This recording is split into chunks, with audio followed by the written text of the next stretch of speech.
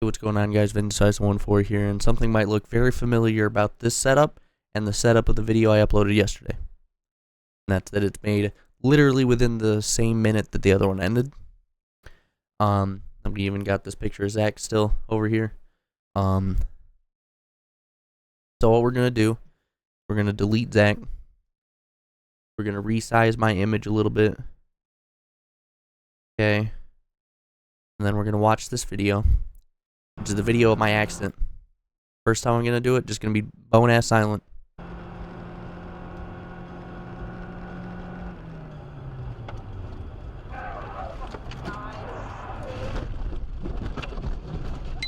Current loop video is now locked. Alright, so first thing is, shout out to my dash cam for doing its job. You know, it sensed that an impact was happening. This 17-second clip was isolated by the last 3 minutes. So it recorded the last 3 minutes, and this is the last 17 seconds of it. And you heard that, you know, right here. Oh, a little bit earlier. Current loop video is now locked. So, good job on that. The rate at which I am traveling, this is the top of first gear. This is not that fast at all.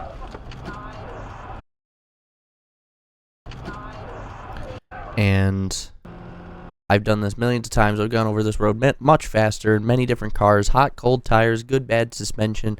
It did not matter. It doesn't matter. School buses go over that, you know, or bikes, you know, whatever end of the spectrum you want. But the difference is all of the aforementioned vehicles are not in the process of being at their exact power band, high rev range, on the throttle over the crest. They might be on the throttle, low rev range, you know, cruising idle, stuff like that, or even just off the throttle, going around the turn, that kind of thing. That's way more doable than trying to do it full throttle, because as we're coming over this crest, the suspension is unloading. The car kind of wants to just literally go straight and take off into the universe. So as this crest is happening, the front end is actually lifting up. You can kind of see it a little bit with the change of direction of the two lights in the middle.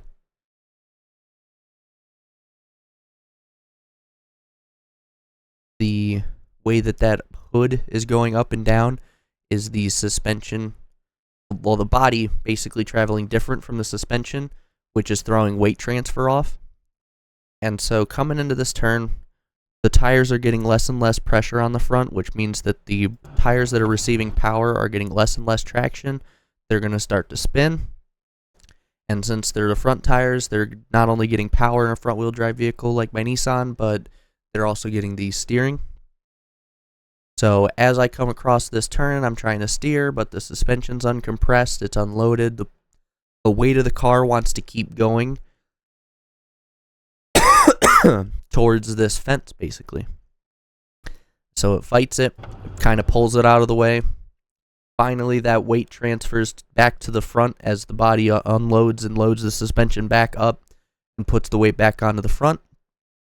So it grabs, because, you know, I'm coming up here, and at this point, I'm kind of like right here-ish. I'm slipping, because I'm trying to stay, you know, I'm not trying to touch the mustard over here. So you'll see that I let off the gas. You can hear that, and that's because I started to slip a little. And get a little earlier here.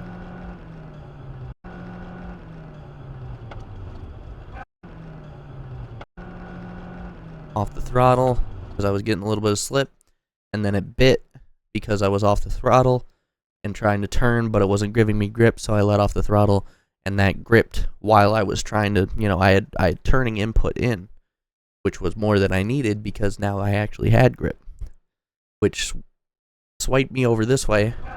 And so I was barreling towards not only the stop signs, the trees, the ditches, and stuff over here, but just in general, there's an embankment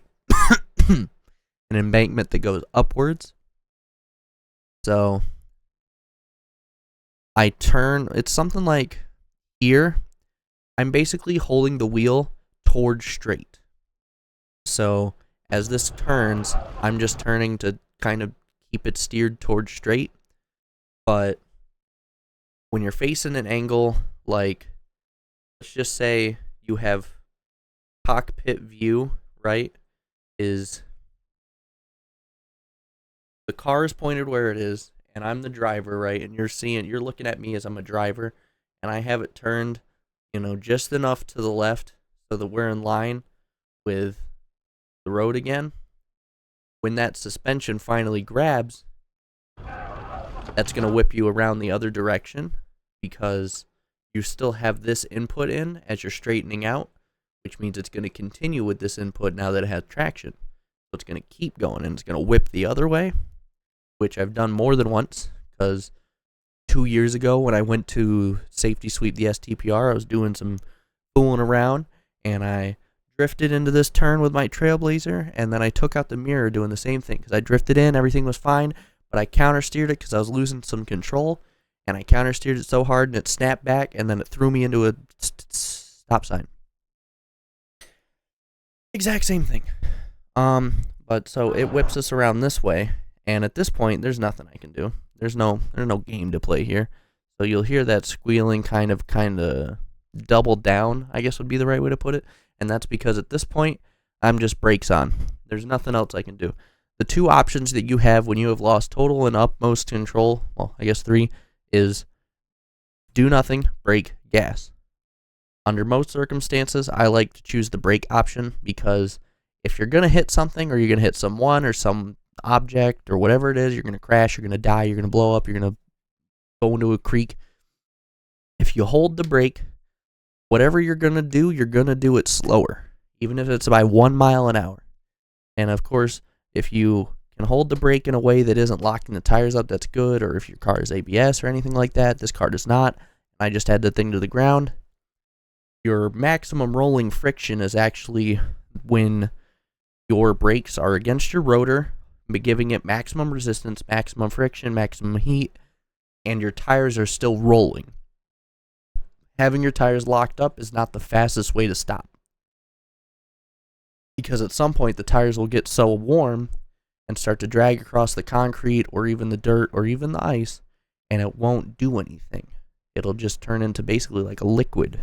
It'll create a layer between the surface that you're on and the tire that is basically frictionless, and then you'll be doing fuck all nothing. You can even demonstrate that in a racing game like Forza. If you were to load in and turn off your ABS and go down like the drag strip and just get up to a high speed, hold your brake, you'll notice that it kind of comes to a point where you're just like slipping. You're just sliding. And that's because you've hit that point where your tires are so hot that you've lost grip. So the best way to slow down is the way that ABS has it, anti-lock brakes, is to keep them from being locked up. The absolute most stopping power that you can have without locking them up. That's the best way to slow down. And that's why you'll know in like my SCCA videos that you see, all of the times that we slow down, we never lock the brakes up, but we smash that brake, and that's for that reason, is we want the most rolling resistance without locking up the brakes. But the other option, like I said, is the do nothing, which, Jesus take the wheel or whatever, or you just don't want to be basically responsible for the outcome, is you just let nature take its course. And that's not a bad idea either, especially if you don't know what to do with either option or, you aren't thinking about it. The best thing that you can do is just brace yourself for what's coming. And then the other thing is the gas. And the only reason that 9 times out of 10 you can think in retrospect, in hindsight, about using the gas is because you're like, man, if I was on the gas, that would have never happened. And either if you're in a rear-wheel drive car and you spun out and you're like, oh, if I was on the gas, I would have held that drift, it would have looked awesome, whatever. But in this case, for this period where I am sideways, like, first of all, if I was here and I was on the gas, it would have thrown me backwards totally. Like, it would have been a total 180, and then the tires would have been spinning, and I would have been just traveling down the road the wrong direction, and I would have stopped myself by going forwards, basically. But the other thing, too, is if I was here and I put the gas on, it would not actually help me go forward because I've already lost all front-facing traction. But as I'm making this rotation, it would be exacting opposite force and slowing me down just as well, if not more, than braking. And then for this little period where I'm traveling through the brush, being on the gas or the brake helps slow things down a lot too. And at the point of impact, we assumed that we were doing about 15, I think it was, because it's something like 45, 40, and then we get whipped around here and it's like 30, and as this is dragging us down, it's 25, 20, then we come into here, we're doing like 15, 10, somewhere around there. Then we have the incident.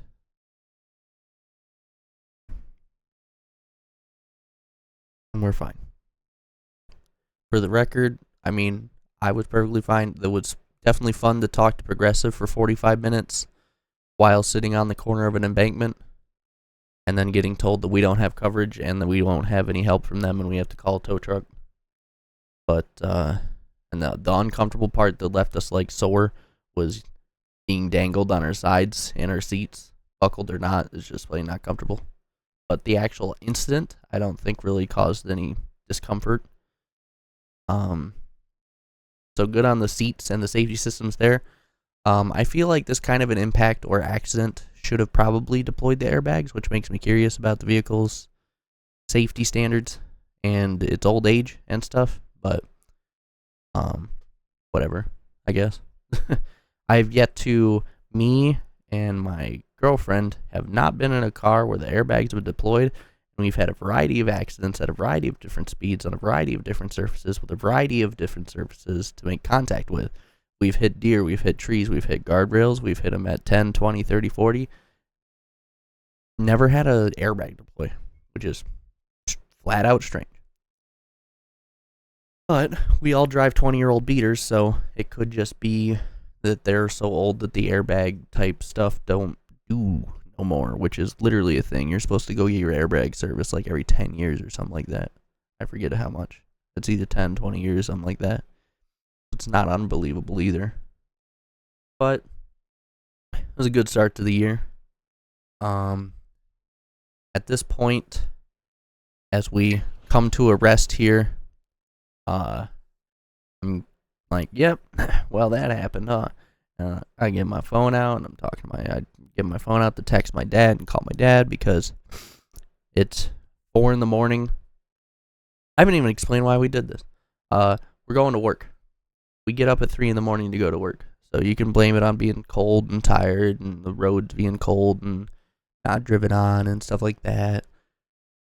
Also, we had a short discussion about why my suspension unloaded in the first place. Like, oh, you must have some really soft suspension.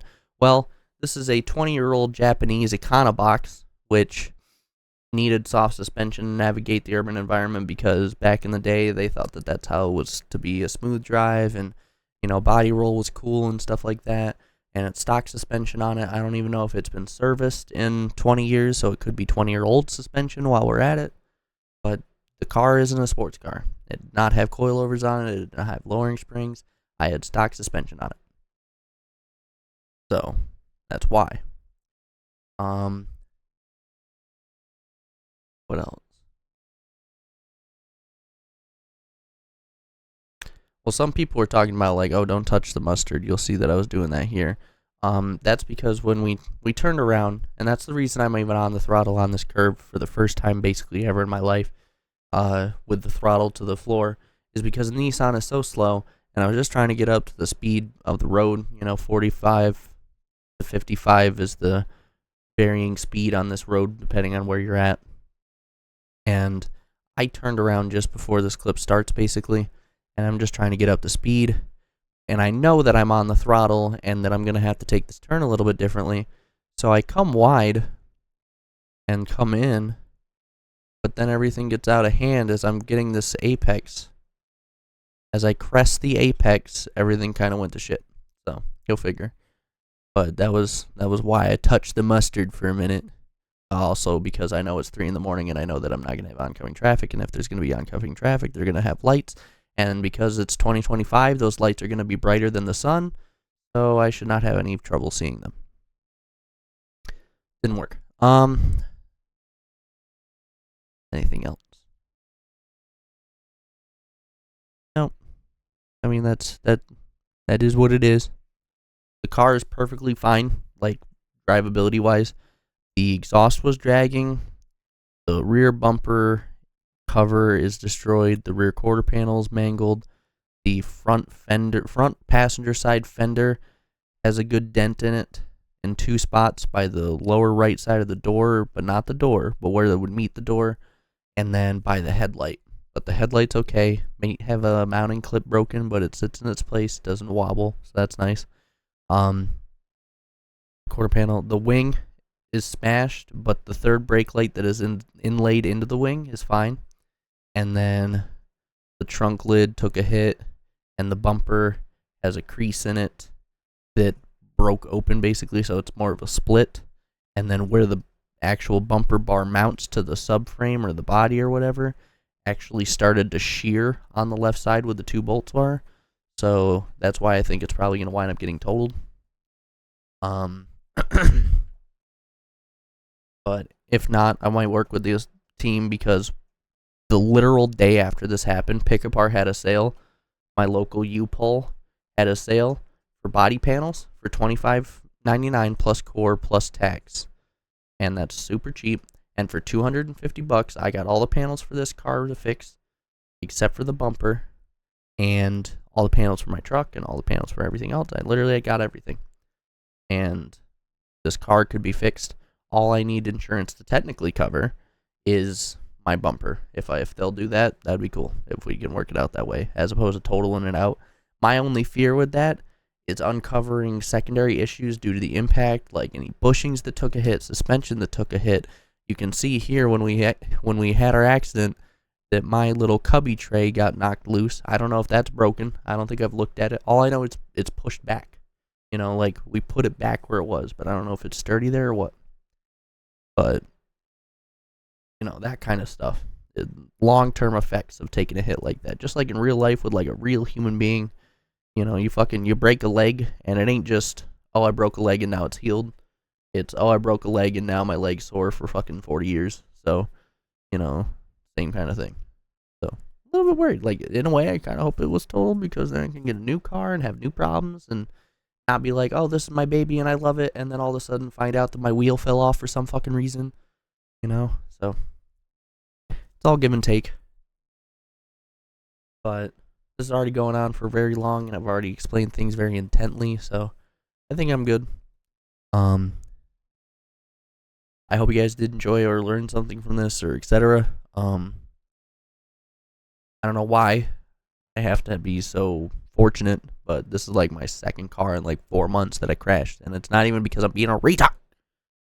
The first one was my Mustang, and I don't have that on camera, but I pinballed a couple of guardrails, and it was literally because a turn, you go into it, and it's already kind of tight, but then it tightens again, and I was not prepared for that. I was on autopilot mentally. I wasn't really checked in, and it just happened, and it was in the rain, and it was dark. I just, no hope, basically. Another it is what it is scenario. I'm not going to sit there. You know, there are people in the groups that I posted them to, and they're like, oh, you're just driving like an idiot. You're just, you're probably texting and driving. You're probably drunk, blah, blah, blah. I'm like, all right, whatever, but no. It happens. They all act like they don't, like, do stupid shit. But even then, like, I wish that that's why I crashed it, because that don't make sense. I'd be like, oh, I was doing 100, and I stopped. I wasn't. That's what makes me scared to do actually 100, because if I can die, if I can almost die at 15 miles an hour, what happens if, like, I lose control at, like, 100? Like, where normal people are like, oh, I was doing 100, and then I crashed, and I accidentally took out a fence. where I'm gonna be like, oh, I actually crashed at 100 and I took out the World Trade Center. Like, why does that have to be me? Well, anyway, we drug it out to 20 minutes. Bye.